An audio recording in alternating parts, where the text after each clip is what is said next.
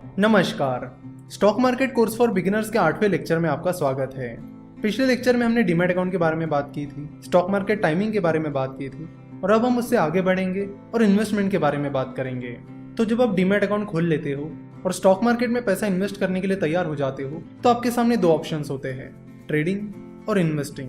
Trading का मतलब होता है कि शॉर्ट टर्म के लिए शेयर को खरीदना और फिर उसे बेच देना।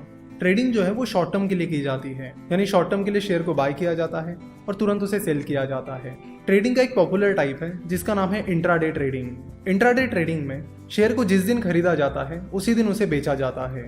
स्टॉक मार्केट में आप देखोगे तो आपको बहुत सारे लोग ट्रेडिंग करते हुए दिखेंगे। तो ट्रेडिंग होती है शॉर्ट टर्म के लिए, वही इन्वेस्टिंग होती है लॉन्ग टर्म के लिए। यानी अगर आप आज शेयर खरीदते हो और उसे 1-2 साल बाद या 5-10 साल बाद बेचते हो तो वो हो गई इन्वेस्टिंग। तो किसी भी बिगिनर के लिए पहला सवाल तो यही है कि ट्रेडिंग करे या इन्वेस्टिंग करे। तो जैसे आप डीमैट अकाउंट खोलने के बाद स्टॉक मार्केट में इन्वेस्ट करने के लिए रेडी हो जाओगे तो आपके सामने भी दो सवाल रहेंगे कि क्या मुझे ट्रेडिंग करनी चाहिए या इन्वेस्टिंग। और इस सवाल का जवाब ढूंढने के लिए हमें कुछ चीजें समझनी होगी। मिस्टर बेंजामिन ग्राहम ने बहुत सही बात कही है। उन्होंने कहा है कि स्टॉक मार्केट शॉर्ट रन में एक वोटिंग मशीन की तरह काम करता है। यानी शॉर्ट रन में स्टॉक मार्केट बहुत ही अनसर्टन रहता है, बहुत ही फ्लक्चुएशंस चलते रहते हैं। वही लॉन्ग टर्म में स्टॉक मार्केट एक वेइंग मशीन की तरह काम करता है। यानी लॉन्ग रन में स्टॉक मार्केट बिजनेस परफॉर्मेंस को फॉलो करता है। यानी अगर कंपनी की बिजनेस परफॉर्मेंस अच्छी हो रही है तो लॉन्ग टर्म में उसकी शेयर प्राइस भी बढ़ जाएगी। वही अगर कंपनी का बिजनेस परफॉर्मेंस लगातार खराब हो रहा है तो कंपनी की शेयर प्राइस लॉन्ग टर्म में नीचे गिर जाएगी। तो कंक्लूजन ये है कि आपको बिजनेस परफॉर्मेंस पर फोकस करना होगा और शॉर्ट टर्म में यानी डेली शेयर प्राइस को नहीं देखना होगा। आपको लॉन्ग टर्म पर फोकस करना होगा। अगर कोई बिजनेस अच्छा परफॉर्म कर रहा है तो लॉन्ग टर्म में उसकी शेयर प्राइस बढ़नी ही बढ़नी है। शॉर्ट टर्म में कई सारे फ्लक्चुएशंस चलते हैं, जैसे कि इलेक्शन आता है तो फ्लक्चुएशन होता है, यूएस या किसी कंट्री पर टेररिस्ट अटैक हो जाता है तो स्टॉक मार्केट गिर जाता है। तो ऐसे कई सारे फ्लक्चुएशन शॉर्ट टर्म में चलते रहते हैं जिनका कंपनी की बिजनेस परफॉर्मेंस से कुछ भी लेना देना नहीं होता।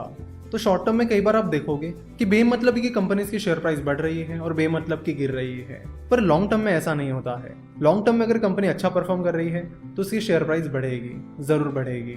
इसलिए जाने माने इन्वेस्टर मिस्टर वॉरेन बफेट और जितने भी सक्सेसफुल इन्वेस्टर्स हैं वो बिजनेस परफॉर्मेंस पर फोकस करते हैं। वो फोकस करते हैं उन बिजनेसेस पर जो आगे चलकर बहुत अच्छा परफॉर्म कर सकते हैं और फिर लॉन्ग टर्म में शेयर प्राइस उनकी बिजनेस परफॉर्मेंस को फॉलो करती है।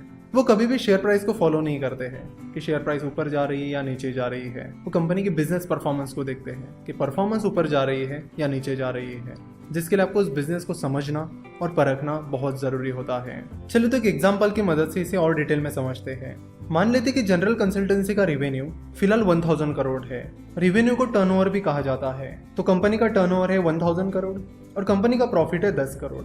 बीच में 2-3 साल निकल जाते हैं और फिर 2-3 साल बाद कंपनी का रेवेन्यू 10,000 करोड़ हो जाता है और कंपनी का प्रॉफिट 120 करोड़ हो जाता है।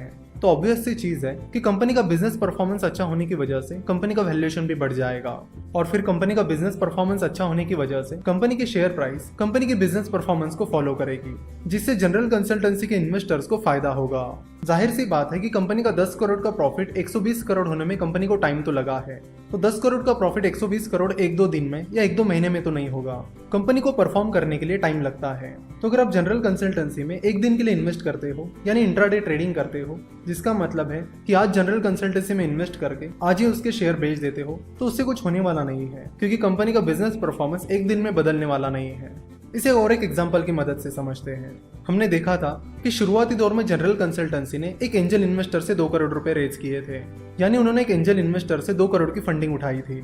ना अगर वो एंजल इन्वेस्टर जनरल कंसल्टेंसी में सुबह इन्वेस्ट करता और शाम को अपने पैसे निकाल लेता तो उससे ना जनरल कंसल्टेंसी को कुछ फायदा होता ना उस इन्वेस्टर को, क्योंकि उस चीज का कोई सेंस ही नहीं बनता। कंपनी पैसा उठाती है अपने बिजनेस को एक्सपांड करने के लिए, अच्छा परफॉर्म करने के लिए।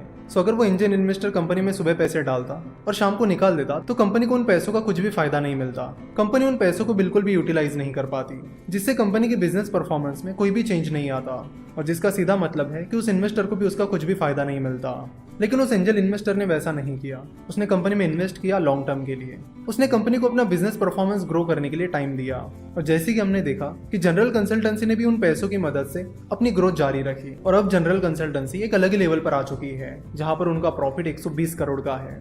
तो इस बिजनेस ग्रोथ के चलते उन्होंने जनरल कंसल्टेंसी में की हुई इन्वेस्टमेंट के बदले में बहुत अच्छा प्रॉफिट मिला।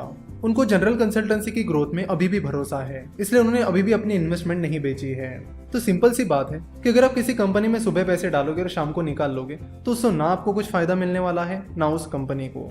उस चीज का कोई सेंस ही नहीं बनता है। खैर एंजल इन्वेस्टर या वेंचर कैपिटल वैसा नहीं करते हैं क्योंकि वो एक इन्वेस्टर होते हैं। पर स्टॉक मार्केट में बहुत सारे स्पेक्यूलेटर्स हैं जो शॉर्ट टर्म के लिए शेयर को खरीदते हैं और शॉर्ट टर्म में ही उसे बेच देते हैं। तो जो शॉर्ट टर्म ट्रेडिंग होती है वो कुछ नहीं बल्कि एक स्पेकुलेशन होता है। ये चीज़ आप अच्छे से समझ लीजिए। और जो इन्वेस्टमेंट होती है वो हमेशा लॉन्ग टर्म होती है क्योंकि कंपनी को परफॉर्म करने के लिए टाइम लगता है। तो अगर आप दुनिया के सारे उन लोगों की लिस्ट निकालोगे जिन्होंने स्टॉक मार्केट से पैसा कमाया है तो वो सारे इन्वेस्टर्स हैं जिन्होंने उन कंपनीज में इन्वेस्ट करके पैसा कमाया है जिनकी ग्रोथ पर उन्हें भरोसा था। उन्होंने शेयर्स को सुबह खरीद कर शाम को बेचकर पैसा नहीं कमाया है। तो फिर चाहे वो दुनिया के 3rd richest person mister Warren Buffett हो, दुनिया के 5th richest person mister Carlos Slim Helu हो या फिर और भी कोई सक्सेसफुल इन्वेस्टर हो, इन सब लोगों ने लॉन्ग टर्म इन्वेस्टमेंट करके पैसा कमाया है। तो एज एन इन्वेस्टर आपका काम है कि आपको ऐसी कंपनीज ढूंढनी है जिनकी बिजनेस परफॉर्मेंस फ्यूचर में अच्छी खासी ग्रो होगी। तो आपका मेन फोकस होना चाहिए कंपनी के बिजनेस पर, कंपनी की शेयर प्राइस पर नहीं। अगले लेक्चर में हम इस टॉपिक को और डिटेल में समझेंगे और कंपाउंडिंग के बारे में भी बात करेंगे। आशा करता हूँ कि आपको आज का ये लेक्चर पसंद आया होगा। हमसे जुड़े रहने के लिए आप हमें फेसबुक, ट्विटर और इंस्टाग्राम पर फॉलो कर सकते हो। आज का ये वीडियो देखने के लिए और हमारे साथ जुड़े रहने के लिए आपका बहुत बहुत धन्यवाद।